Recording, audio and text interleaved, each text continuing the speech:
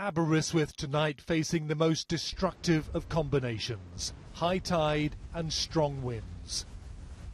The seafront area is being battered again, the waves breaking wildly along this stretch of coast. It's just a month after another storm smashed into the same promenade. Hundreds of students were sent home earlier from here, that decision looking more sensible by the hour. This is what a high tide looks like when it surges up a river. The famous Severn bore, today ridden by surfers, despite warnings of the dangers.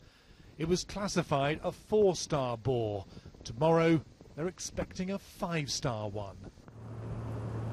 It may be a new month, but it's the same old weather.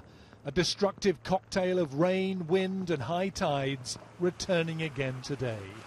The farm's now been underwater for 4 weeks. More bad weather to come. It's heartbreaking. We just don't know when it's going to end.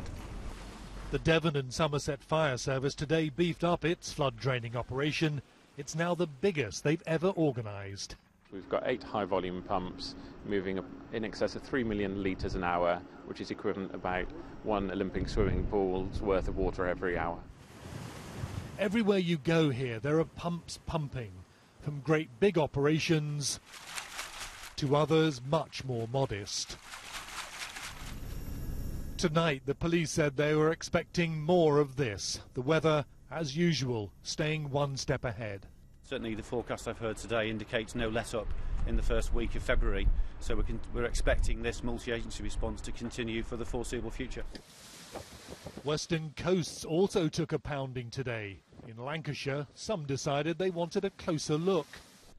Well, it's rainy and windy yet again here on the levels, and there are severe flood warnings in place right across the southwest, adding further pressure to this already saturated land. And guess what? There are more high tides expected in the morning. Duncan Kennedy, BBC News in Somerset.